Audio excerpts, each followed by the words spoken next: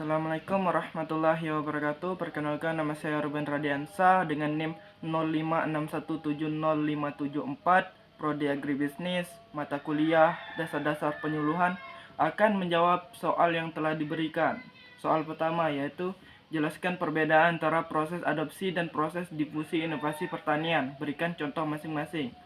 Jadi kalau kita bicara inovasi di pertanian, sebenarnya ada dua proses yang sering dipakai, yaitu adopsi dan difusi inovasi. Keduanya saling berhubungan tapi fokusnya berbeda. Adopsi inovasi itu keputusan per individu petani. Ketika seorang petani melihat teknologi baru, misalnya varietas padi unggul, lalu ia menilai kelebihan dan kekurangannya, kemudian memutuskan untuk memakai teknologi itu di lahannya. Itulah adopsi. Jadi adopsi membahas bagaimana seseorang menerima dan mulai menggunakan inovasi. Contohnya, kalau Pak Budi mencoba pupuk organik di lahannya, itu dinamakan adopsi. Sementara itu, difusi inovasi membahas bagaimana inovasi itu menyebar di masyarakat petani. Biasanya lewat penyuluh, contoh di lahan, atau petani yang sudah sukses menerapkan inovasi dan jadi panutan bagi lainnya. Difusi itu berbicara tentang penyebaran inovasi dari sebagian kecil menjadi digunakan banyak orang dalam satu komunitas. Contohnya, setelah tetangganya lihat hasilnya bagus lalu ikut memakai pupuk organik, itulah difusi. Soal kedua, seorang penyuluh diharapkan dapat membantu untuk mempercepat proses difusi inovasi. Terkait dengan hal ini, upaya-upaya apa yang dapat dilakukan penyuluh?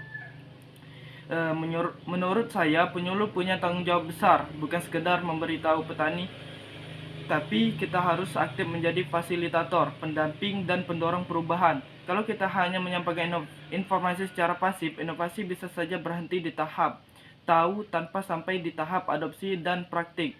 Sebagai fasilitator, kita perlu membantu petani mengakses sarana atau prasarana, benih, pupuk, atau modal, serta menyembati mereka ke penyedia input atau ke institusi pendukung agar implementasi inovasi tidak terkendala ketersediaan. Sebagai pendamping dan edukator, kita harus melakukan pelatihan, demo lapang, dan pendampingan berkelanjutan, sehingga petani bisa melihat manfaat nyata, mencoba langsung, dan merasa yakin untuk mengadopsi. Kita juga harus mendampingi ketika petani menghadapi kesulitan teknis atau ragu sehingga tidak cepat putus asa. Selain itu, kita sebagai motivator dan katalisator perlu membangun sikap positif terhadap perubahan, membantu petani memahami manfaat jangka panjang inovasi, membantu mereka berani ambil risiko perubahan, serta menumbuhkan kepercayaan. Dan sangat penting, kita dorong pembentukan kelompok atau jaringan petani karena perubahan dan inovasi jauh lebih mudah menyebar lewat komunitas.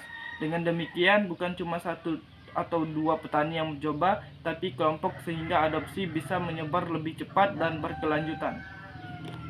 Soal yang ketiga, salah satu jenis pendekatan penyuluhan adalah penyuluhan partisipasif. Mengapa disebut partisipasif?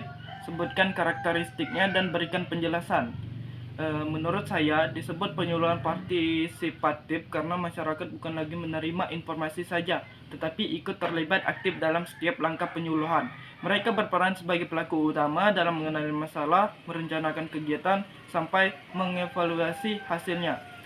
Kalau dari karakteristiknya, penyuluhan partisipatif itu biasanya yang pertama, masyarakat dilibatkan sejak awal sehingga program sesuai kebutuhan mereka. Yang kedua, keputusan diambil secara bersama, tidak ada yang mendominasi. Ketiga, penyuluh berperan sebagai fasilitator, bukan pemberi instruksi.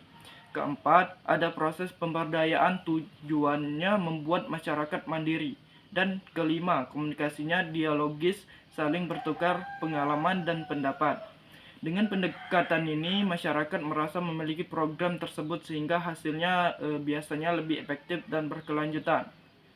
Dan soal keempat, yaitu bandingkan karakteristik jenis pendekatan sistem latihan dan kunjungan LAKU dengan jenis pendekatan partisipatif ditinjau dari segi tujuan, sasaran, organisasi, metode, dan peran penyuluh.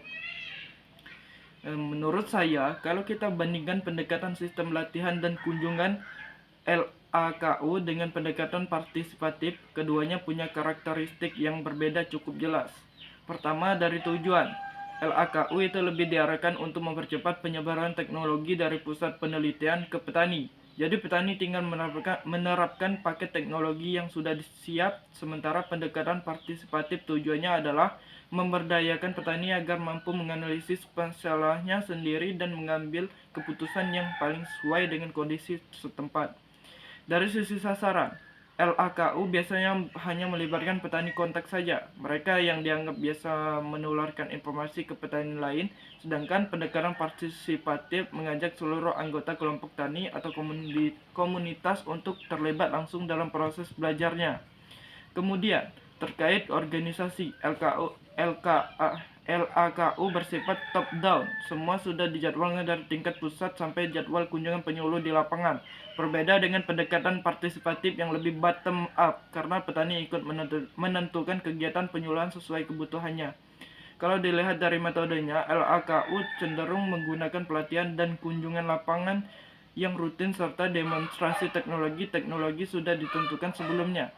Sedangkan dalam pendekatan partisipatif, proses belajarnya lebih banyak menggunakan diskusi, analisis masalah, sampai uji coba teknologi bersama petani dan inovasi bisa dimodifikasi sesuai lokasi. Dan yang terakhir, mengenai peran penyuluh. Pada pendekatan LAKU, penyuluh bertindak menyampaikan pesan atau teknologi ke petani. Tapi pada pendekatan partisipatif, penyuluh justru menjadi fasilitator, pendamping, dan mitra. Jadi penyuluh tidak mendikte, tetapi menemani petani untuk mencari solusi terbaik. Mungkin itu saja yang dapat saya jabarkan. Saya akhiri. Wassalamualaikum warahmatullahi wabarakatuh.